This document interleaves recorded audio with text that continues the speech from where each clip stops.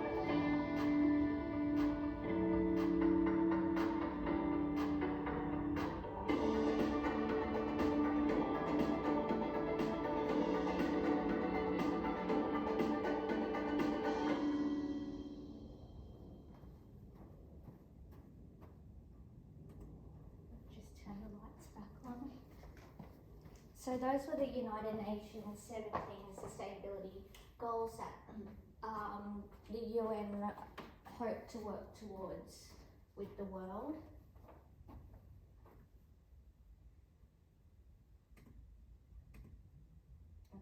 Okay. Social sustainability. So that was one of the pillars of sustainability. So I'll just give you some information about it. So social sustainability places importance on social structures, well-being and harming, all factors that poverty, wars and injustice can affect. Many children, particularly in the developed world, are doing well. However, the rising rates of obesity, mental health problems and allergies in developed nations are an uncomfortable indication that even current lifestyles and circumstances were ecologically and economically sustainable, which clearly they're not. They do not seem good for children's well-being. We need to recognise the importance of the environment for health, meaning identifying peace, shelter, education, food and income, thinking of a stable ecosystem, sustainable resources and social justice and equity. On the next slide we've got some examples of social sustainability. So inclusion, community outreach, education, poverty, Alleviation, healthcare and social equity. We've just got another short clip to go through, which I have up before.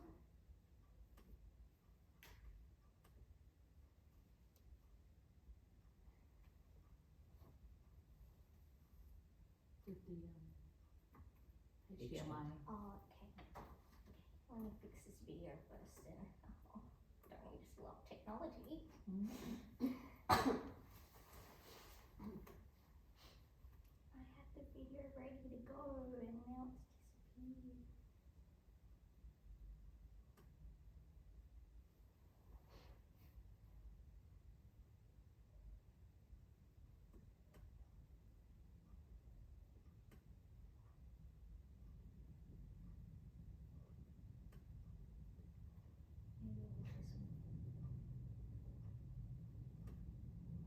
here it is.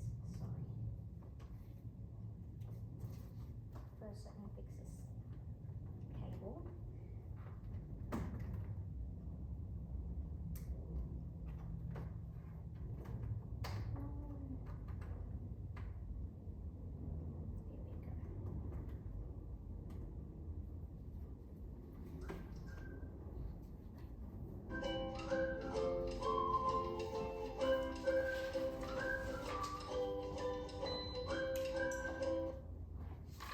With Google Workspace, you can get any job done on your phone. From giving feedback, to attending meetings, to signing contracts. That's working from anywhere made easy with Google Workspace.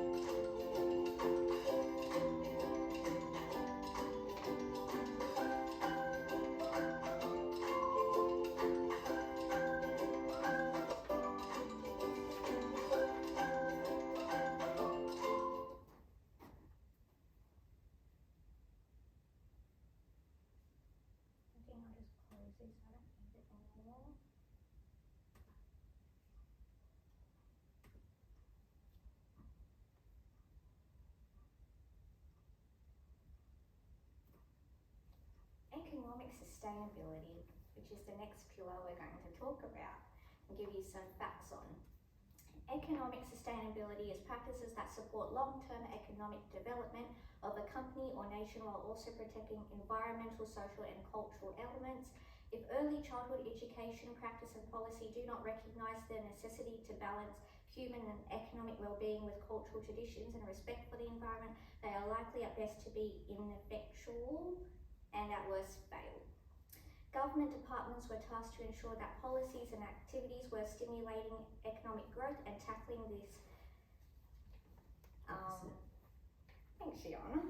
Maximising well-being and protecting our environment without negatively impacting on the ability of future generations. Now let's go to some, examples of economic sustainability. So we've got conserving water, e.g. the rainwater tanks, embed and adopt recycling practices, energy efficient facilities and reducing waste. Alright, now we're going to move on to our focus topic, which is environmental sustainability. So environmental sustainability is the practice of interacting with the planet responsibly. From the age of 3, children comprehend environmental concepts and issues as well as seek more information and guidance when needed. Humans throw out 353 million tonnes of plastic per year, which was quite interesting to see when I had a look at that in the textbook. Practical project services can use for environmental sustainability. So we've got the worm farm, litterless lunches, composting, responsible cleaning practices, reduce and recycle. I'll just talk about environmental sustainability. The service has embedded, so in our service, I'm going to talk about, so we've embedded a worm farm where the educators, cooks and children get involved in giving the food scraps to the worms. Now we've got posters and that are put out outdoors which show that, you know, the worm can eat this one and it can't eat that, just to guide the staff, children and cooks. Group times and professional workshops are run for children and staff to learn about the worm farm and how to create one in the service. I think last year, the year before, we had a workshop. It was the year before. Yeah, on the worm farm. I think Ride Council came in and we had that, and then we use those resources to then teach the children during group times or if it's an interest. Okay, how do worm farms help towards environmental sustainability? You can recycle your own waste. Your garden will flourish, helps fight against global warming. Great way to educate children on environmental sustainability and the importance of our small creatures in our ecosystem.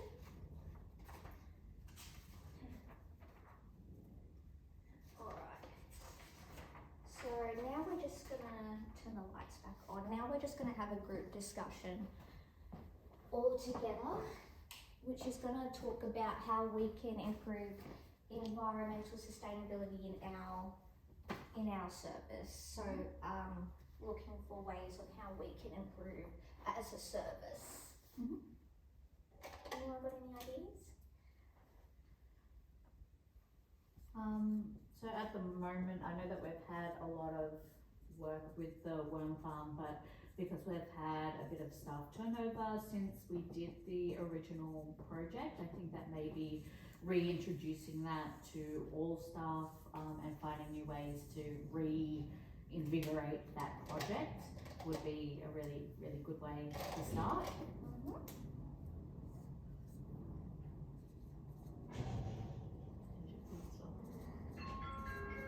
I'll go get it.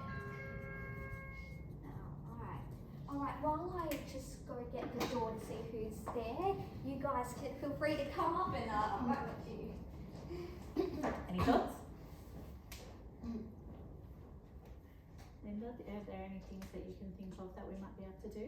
Yeah, I'm just thinking about the recycling and garbage sorting, because I kind of feel like we haven't done it very well. And maybe we can run some programs with children to raise their awareness of the environmental friendly stuff. I think that that's a great idea. Re-looking at the recycling, so it's also like just the 3 R's of waste. I think actually our service does pretty well with getting children pointing in the right direction. Oh, lovely. Thank you so much, Uber driver. That's a Don't lot. worry, don't stress.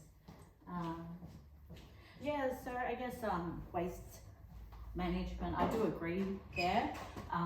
We currently have got just a recycling bin and a red bin, and I think that it's definitely something that we could sort more into, and even again like the teaching programs for children, making sure that that's embedded, more signage so that children know what to put in what bin would be really beneficial. What I've noticed something as well with our arts and crafts, so we do have a lot of paper waste, and with that paper waste, I guess it would be really good for us to look at ways that we could reduce that paper waste, maybe something like making our own paper or something like that.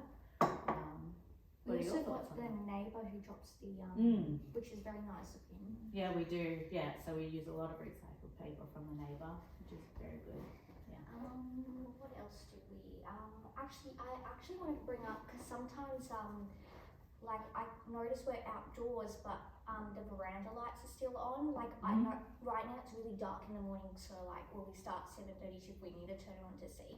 But I think what's happening is that we forget to turn it off, which is not just up to the 7:30 staff. Like all the staff throughout the day can just be like, oh, the light's on, just turn it off. Yeah. Which is one thing I thought of. Staff room as well. Often I'll go over to the staff room and the lights will be on in there when nobody's using the staff room. So yeah. And I suppose even when I leave the office for the evening, I leave the light on. So Which that's is something that I No, can. but actually recently I've seen you off it. Yeah. Before you go home. Have been trying. But Yeah, I saw you take your bag and then you off the light and yeah. I even shut my own blind once.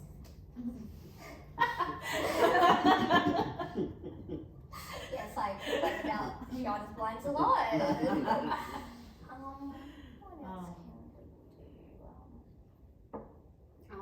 I would say maybe like more introduction to children about the loose parts, like the boxes, cardboard. Cardboard? Yes, cardboard boxes rocks, shells, Mm. like leaves, sticks. Natural resources. Yes.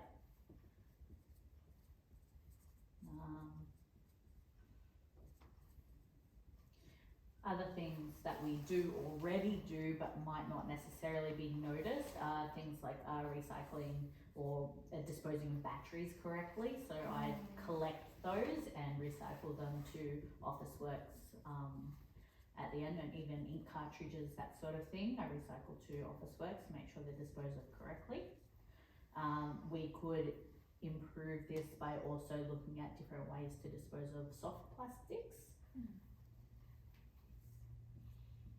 Potentially, if we had like a bag or something to put them all in.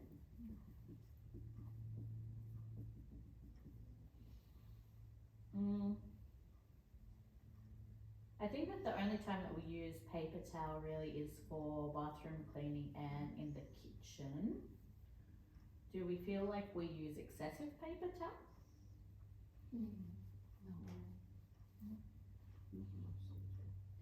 Sometimes occasionally we'll catch a couple of children just pulling, Children, yes. which has been a lot more recent lately when they're by themselves and not supervised in the bathroom.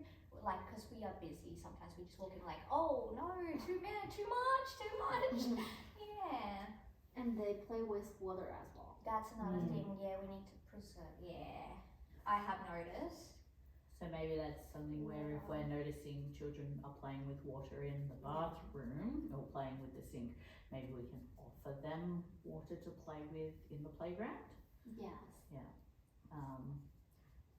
The only thing with that would be the colder weather, we might need to just be mindful of what kind of water play we're offering and making sure children aren't walking around in wet clothing. So potentially using smocks, something to protect their clothing, and using warm water.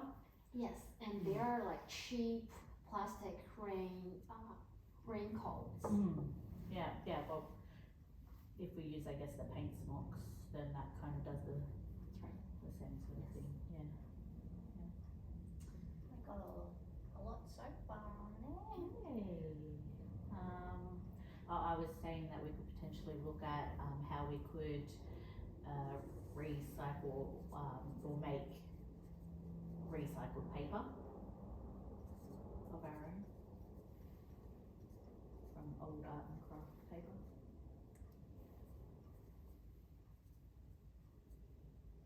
Like particularly arts that are, more exploring the art rather than making an artwork, and reusing those resources.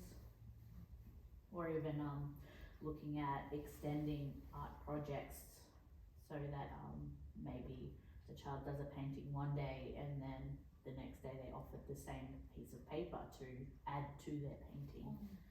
So they can extend on What that does art. Stephen call it? Process art? Process art, yes. Mhm. That's the one.